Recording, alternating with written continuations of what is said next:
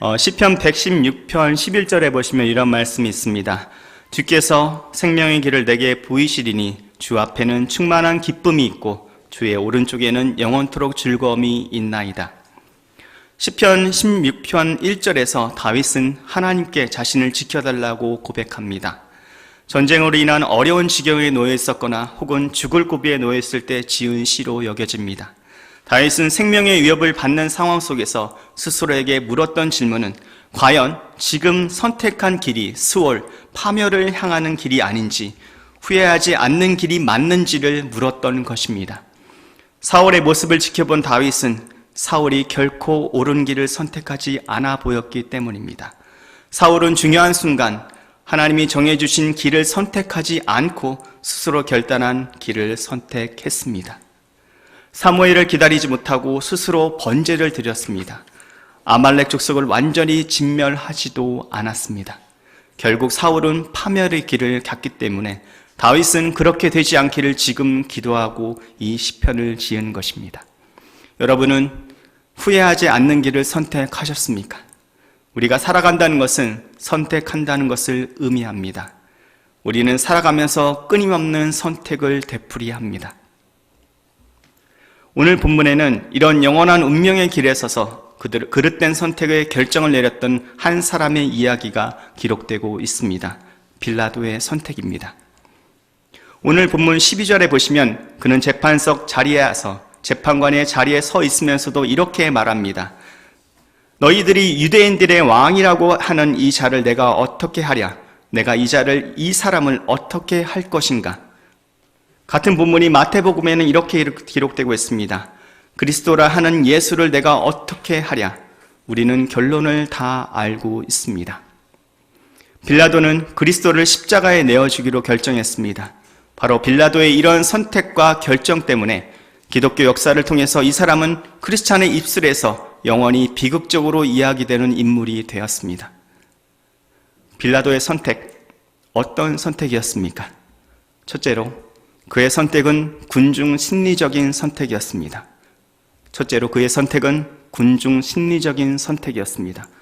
우리의 선택은 사람이 아닌 하나님을 기쁘시게 하는 선택이 되어야 합니다. 우리의 선택은 사람이 아닌 하나님을 기쁘시게 하는 선택이 되어야 합니다. 오늘 본문에서 15절은 본문의 사건에 대한 일종의 결론이라고 할 수가 있습니다. 결론 부분 다시 한번 읽어보겠습니다. 15절입니다. 이에 빌라도가 그 사람들에게 만족을 주려고 바라바는 그들에게 놓아주고 예수님은 채찍질하고 십자가에 못 박혀 넘겨주니라. 빌라도가 그 사람들에게 만족을 주려고, 빌라도가 무리에게 만족을 주려고 바라바는 놓아주고 그리스도는 십자가에 못 박기로 결단했다는 것입니다. 오늘 본문 결론 부분에서 빌라도의 선택의 이유를 성경은 이렇게 설명합니다. 그 사람들에게 만족을 주고자 하여 결단을 했다는 것입니다. 많은 무리들을 기쁘게 하기 위해서, 대중들에게 편승하기 위해서 빌라도는 이 결단을 했다는 것입니다. 그의 선택과 그의 결단은 자기 확신에 근거한 것이 아니었다라는 말입니다. 군중들의 반응, 군중들의 압력에 따라간 결단이었다는 것입니다. 자신의 확신과는 정반대의 결단을 빌라도는 내리고 만 것입니다. 우리는 인생을 살면서 자기 확신을 가지고 살지 못하는 사람들이 참 많습니다. 세상이 이렇게 말하니까 나도 그렇게 말하고, 세상이 이렇게 행동하니까 나도 그렇게 행동하고, 세상이 이런 옷들을 입도록 요구하니까 나도 맹목적으로 유행에 따라가고 세상에 편승하는 삶. 이 세상은 잘못된 방향으로 얼마든지 나갈 수 있는 위험한 가치관을 가지고 있습니다. 그래서 성경은 그리스도인들의 삶의 원리를 가르칠 때 잘 아시는 구절, 로마서 12장 2절에서 그리스도인들을 향해서 이렇게 권면합니다. 너희는 이 세상에 동화되지 말고 오직 너희 생각을 새롭게 함으로 변화를 받아 하나님의 선하시고 받으실 만하며 완전하신 뜻이 무엇인지 입증하도록 하라. 이 세상에 동화되지 말라고 하십니다. 초대교회 시절 콘스탄티노플의 초대교회 유명한 설교자요 교부였던 크리소스톰이란 분이 있었습니다. 그분이 교회에서 중대한 한 가지 결정을 내렸을 때 주변 사회가 교회 결정을 반대한다는 보고를 올렸습니다. 자기의 참모가 이 보고를 올렸을 때 크리소스톰은 이런 말을 한 것으로 전해져 내려옵니다. 온 세상이 반대한다고? 그러면 우리가 온 세상을 반대해야지. 그러면 우리가 온 세상을 반대하리라. 이 흔들릴 수 없는 확신은 크리소스톰은 확신을 가지고 있었습니다. 그러나 대부분의 인생을 살아가는 사람들의 삶의 모습은 세상과 적절히 타협하면서 적당히 살아가는 것, 그것이 우리의 삶의 모습이 아닐까 생각합니다. 결과적으로 우리는 너무나 쉽게, 너무나 빨리 우리들의 마땅히 지켜야 할 믿음의 가치관을 쉽게 포기하면서 살아가고 있는 것은 아닐까요? 이런 질문을 우리 스스로에게 던질 필요가 있는 것입니다. 그래서 우리의 자녀 양육에도 중대한 영향을 끼칩니다. 우리가 자녀를 키우면서 가장 어려운 때가 10대 시절이라고 생각이 됩니다. 10대 시절에 우리의 자녀가 왜 힘드냐면 가장 힘든 것은 그들의 제1순위는 또래의 압력입니다. 친구들에게서부터 오는 압력, 친구를 모방하지 않고 친구들 세계에서 나는 존재할 수 없다. 그래서 친구들을 따르게 됩니다. 이것이 또래의 압력입니다. 다행히 우리 주변에 좋은 친구가 있으면 몰라도 그렇지 않을 때 쉽게 감정에 빠져드는 것이 우리 자녀들의 모습입니다. 만약 어려서부터 우리가 우리 자녀들에게 이 세대를 본받지 않도록 그들을 가르치고 그들을 세울 수 있다면 그들은 좀 더 이 어려운 시대를 극복해 나갈 것이라고 생각합니다. 10대들만의 문제가 아닙니다. 우리 어른들도 하나 다를 것이 없습니다. 내가 교회에 나온다는 사실만 빼놓고 주일 예배에 드린다는 사실을 빼놓고 우리 주변에 믿지 않은 사람들과 정말 우리는 다릅니까? 우리의 일상의 삶의 모습이 정말 다릅니까? 우리도 너무나 쉽게 세상을 모방하고 또 세상을 따라하고 또 세상 속에서 오히려 삶을 우리가 배우고 우리 자신의 모습은 아닌지 우리는 한번 생각해 보셔야 합니다. 교회는 나와 있지만 어쩔 수 없는 세상의 사람은 아닌지라는 질문을 스스로 해보시길 바랍니다. 군중 심리에 의한 삶, 그것이 빌라도의 삶이었고 그것이 빌라도의 선택이었습니다. 우리는 우리의 선택이 빌라도의 선택과 별로 다르지 않습니까? 둘째입니다. 빌라도의 선택은 성공지향적인 선택이었습니다. 우리는 성공지향적인 선택이 아닌 하나님 나라를 향한 믿음지향적인 선택을 해야 합니다. 빌라도의 선택은 성공지향적이었습니다. 그러나 우리의 선택은 믿음지향적인 선택을 해야 합니다. 왜 빌라도가 무리를 맹목적으로 따라갔습니까? 빌라도 나름대로의 이유가 있었을 것입니다. 군중을 따라가는 것이 자기의 삶을 안전하게 만들기 때문에 자기에게 이익이라고 판단했기 때문에 그렇습니다. 틀림없이 빌라도의 가치관이 있었다면 그의 가치관 제1은 출세였을 것입니다. 성공하는 것. 오늘 본문의 사건에 보면 빌라도가 많은 질문을 던집니다. 제사장들에게, 예수님에게, 또 사내들인 공회를 향해서 빌라도가 질문을 던집니다. 이 기사는 본문뿐만 아니라 마태복음, 누가복음, 요한복음, 사복음서에 모두 이 빌라도의 사건이 실려 있습니다. 빌라도가 많은 질문을 합니다. 질문을 많이 한 것이 사실을 파악하기 위한 의도에서 질문을 하는 것이라면 그 질문은 필요한 질문입니다. 그러나 우리가 더 본문을 들여다보면 한 가지 분명한 사실을 알 수가 있습니다. 그것은 빌라도가 눈치를 보고 있다는 사실입니다. 끊임없이 사람들의 눈치를 보고 있다는 것입니다. 우리가 마태복음 27장 24절에 보시면 빌라도가 자기가 아무것도 이기지 못하고 도리어 폭동이 일어나려는 것을 보고 물을 가져다가 무리 앞에서 손을 씻으며 이르되 나는 이 의로운 사람의 피에 대하여 무죄하니 너희가 그것과 상관하라 하매. 바라바 대신에 예수님을 십자가에 못 박으려고 판결을 내리는 이유를 설명합니다. 마태는 설명하기를 도리어 폭동이 일어나려는 것을 보고 그 이후에 빌라도가 그런 결정을 내렸다고 말합니다. 빌라도가 예수님을 놓아주면, 그래서 사람들이 폭동이 일어나게 되면 유대를 다스리는 총독으로서 내 입지가 불리해지지 않겠느냐, 그것이 빌라도의 계산이었습니다. 이것은 요한복음서에 보다 확실하게 말해주고 있습니다.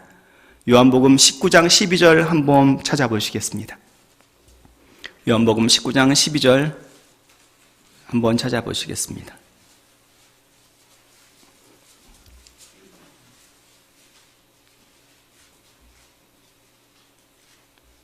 요한복음 19장 12절과 13절인데 우선 12절 같이 읽겠습니다. 요한복음 19장 12절 말씀을 같이 한번 읽겠습니다. 이때부터 빌라도가 그분을 놓아주려 하였으나 유대인들이 소리를 지르며 이르되 당신이 만일 이 사람을 놓아주면 카이사르의 친구가 아니니이다. 누구든지 자기를 왕으로 만드는 자는 카이사르를 대적하여 일어나이다 하니라. 13절도 같이 읽겠습니다. 그러므로 빌라도가 그 말을 듣고 예수님을 끌고 나가서 돌로 포장한 곳이라 불리지만 히브리어로는 갓바다라고 하는 곳에 있던 재판석에 앉으니라. 여기 빌라도가 예수님을 놓으려고 했다는 것입니다. 예수님을 놓으려고 한 것이 빌라도의 원래 의도였습니다. 그러나 유대인들이 이렇게 소리를 쳤다고 말합니다. 예수님을 놓아주면 당신은 카이사의 친구가 아니요, 아니 당신은 로마의 카이사 황제를 반역하고 있는 것이요 라고 말하는 것입니다. 그런데 그 다음 절 13절에 보시면 그러므로 빌라도가 그 말을 듣고 예수님을 끌고 나가서 돌로 포장한 곳이라 불리지만 히브리어로 갓바다라고 하는 곳에 있던 재판석에 앉으니라. 빌라도가 이 말을 듣고 마음을 바꿨다는 말입니다. 그래서 예수님을 십자가에 내어지는 판결을 하게 되었다는 것입니다. 다시 말하면 빌라도는 철저하게 자기의 자리만을 생각했습니다. 물론 인생을 살면서 내 자리, 내 성공, 내 안전을 생각하지 않는 사람이 어디 있겠습니까? 생각해야 합니다.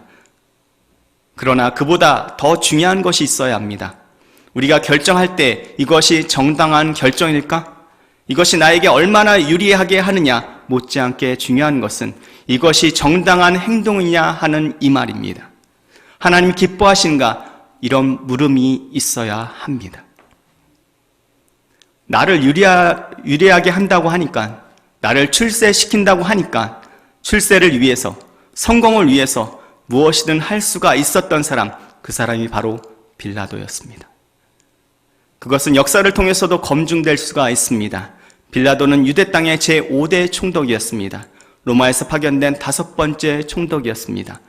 로마의 타이베리우스 캐르큘러 황제 시대 AD 26년부터 36년까지 정확한 10년간 팔레스타인 유대 땅의 총독으로 빌라도는 재위했습니다. 유대의 유명한 역사가 요세푸스에 의하면 빌라도는 잔인한 총독이었다고 합니다. 그리고 그는 지나치게 로마에게 아부했고 로마 황제 숭배를 강요했다고 말합니다. 그 이유는 자기의 출세를 위해서였다고 역사에 기록되어 있습니다. 출세를 위해서, 성공을 위해서 무엇이든 할 수가 있었던 사람, 그래서 그는 다른 총독보다는 오랫동안 팔레스타인 안에 머물렀습니다. 보통 한 5, 6년 하고 떠났는데 이 사람은 10년 동안 했습니다. 그의 아부, 그의 출세요, 그의 처세술이 10년간 총독 자리를 지키게 만들었습니다. 그러나 결국은 어떻게 됐습니까? 결국은 사마리아 학살 사건이 일어났는데 사마리아인을 학살하게 됩니다. 로마의 정부가 이 소식을 듣고 빌라도를 소환합니다. 중앙정부에서 빌라도가 소환을 받자 이제는 자기의 정치 생명이 끝났다고 판단한 빌라도가 자살을 합니다. 이것이 빌라도의 결말입니다. 자살로 끝났습니다. 조금 더 그 자리에 있었지만 결국은 자살로 끝난 인생. 자기의 목숨을 얻고자 하는 자는 잃어버립니다. 잃고자 하는 자는 오히려 얻을 수가 있다. 빌라도의 삶은 이 진리를 역설적으로 증명합니다. 출세가 가져온 파멸, 출세만, 성공만 생각하는 성공의 가치관으로 다른 모든 가치관을 압도해버린 출세지향적인, 성공지향적인 선택의 비극, 그것이 바로 빌라도의 비극이었습니다. 세 번째로, 빌라도의 선택은 양심 회피적인 선택이었다고 할 수가 있습니다. 빌라도의 선택은 양심 회피적인 선택이었습니다. 그러면 우리의 선택은 주님 앞에서 양심적인 선택을 해야 합니다. 양심 회피적인 선택, 오늘 본문 14절에 보시면 빌라도가 이렇게 소리칩니다. 이에 빌라도가 그들에게 이르되 무슨 까닭이냐? 그가 무슨 악한 일을 하였느냐 하니 그들이 더 심하게 소리를 지르며 그를 십자가에 못 박으소서 하니라. 그가 무슨 악한 일을 하였느냐? 예수가 무슨 악한 일을 하였느냐? 예수님이 잘못하지 않은 것을 알았습니다. 본문에도 보면 10절에서 이렇게 말하고 있습니다. 10절 한번 다시 읽어보시겠습니다.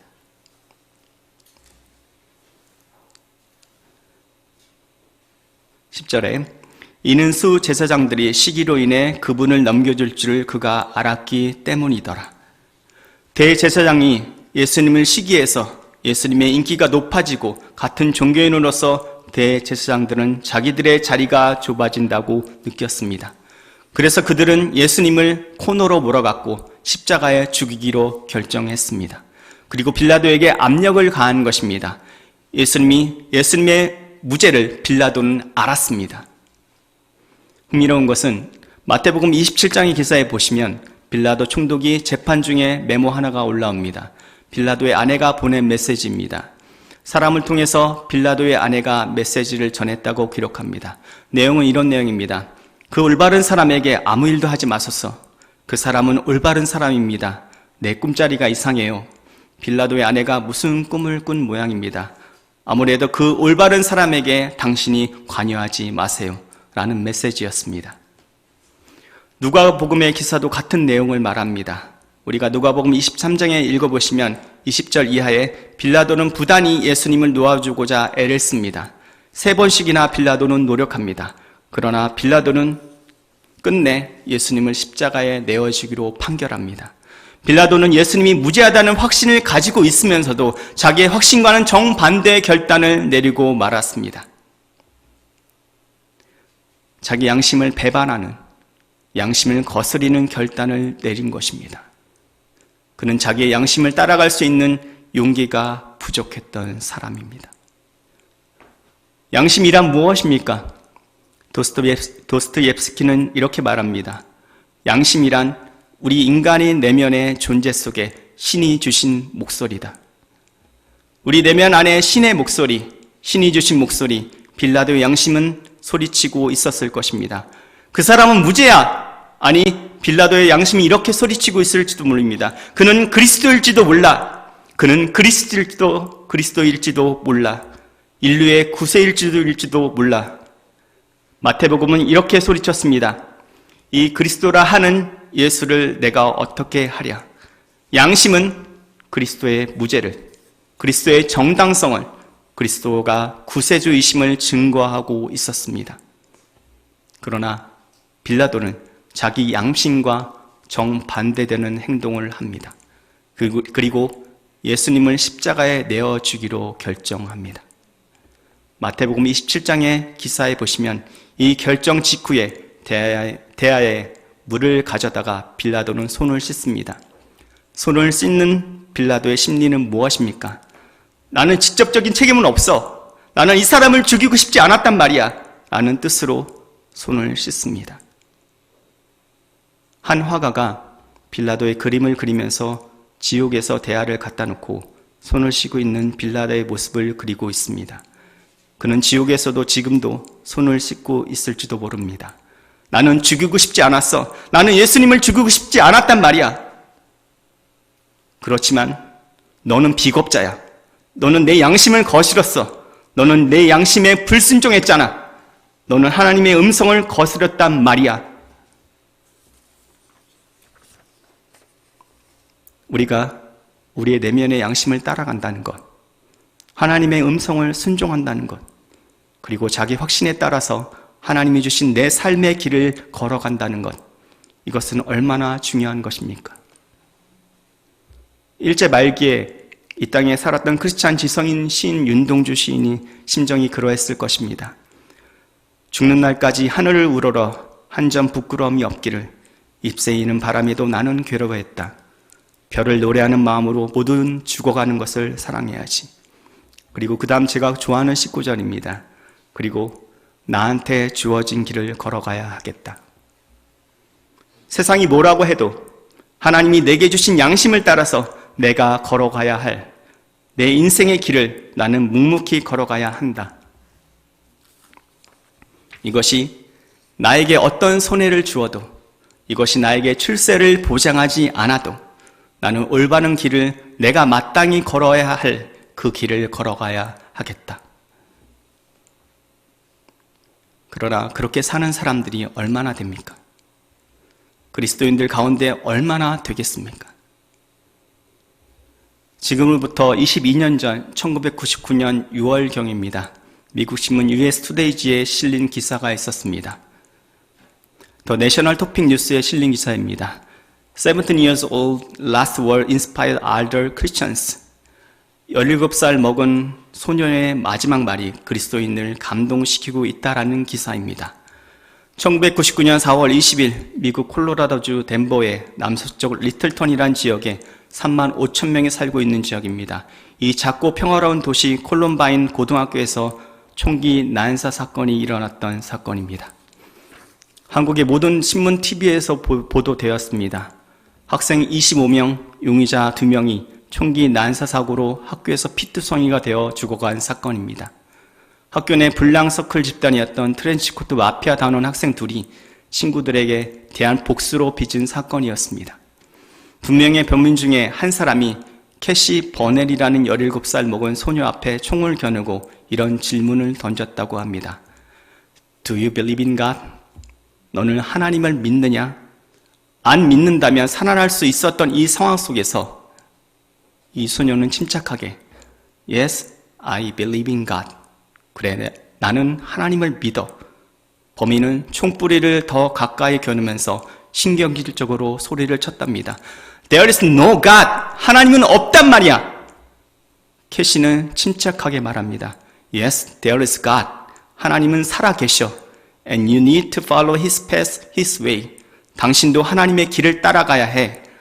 하는 순간 총구는 불을 뿜기 시작했고 소녀는 피투성이가 되어서 그 자리에 쓰러져 생명을 거두었습니다. 숨어서 이 광경을 본 생존자들의 입술을 통해서 증언되자 미국의 10대 크리스찬들이 티셔츠를 입기 시작했습니다. 그 티셔츠에는 Yes, I believe in God. 나는 하나님을 믿어요. 티셔츠를 입고 소년들이 거리를 나가서 전도하기 시작하는 일들이 벌어지기 시작했습니다. 플로리다의 한 도시에는 2,500명의 크리스찬 티네이저들이 모여서 Yes, I believe in God. 나는 하나님을 믿습니다. 어떤 상황 속에서도 캐시처럼 예수 그리스도를 증거하기를 두려워하지 않을 것입니다. 라는 고백의 집회를 열기 시작했습니다. 그리고 이 집회는 도시마다 불을 당기기 시작했습니다. 캐시는 죽어있던 크리스찬들의 양심을 깨우기 시작했습니다. 크리스찬 티네이저들이 살아나기 시작했습니다. 그러자 이번에는 크리스찬 어른들이 부끄러워하기 시작했습니다. 캐시는 미국 교회에 불을 지르고 있었습니다. 캐시는 미국 교회를 향한 충격과 감동을 던지고 있다. 이런 기사입니다. 우리도 지금 영적 전쟁터 속에서 이 시대를 살아가고 있습니다. 실제적인 총소리는 안 들리지만 사단은 우리를 여러 가지 방법으로 위협하고 있습니다. 우리들의 믿음을 위축시키고 진정한 그리스도인으로서 살아가지 못하도록 공격하고 있습니다. 이럴 때 우리는 정말 하나님을 믿는 믿음으로서 살겠다고 고백해야 합니다. 우리들 앞에 캐시 사건은 오늘 우리에게 무엇을 교훈하고 있습니까? 수많은 선택의 갈림길에서 나도 담대하게 하나님을 선택할 수 있는지, 예수 그리스도를 선택할 수 있는지, 그리고 그리스도에 대한 신앙의 고백을 가지고 예수님의 가치관을 가지고 어떤 상황 속에서 우리는 담대하게 이 세상을 향해서 외칠 수 있는지 묻고 있습니다. 나는 하나님을 믿습니다. 여러분은 빌라도입니까? 캐시입니까? 기도하시겠습니다.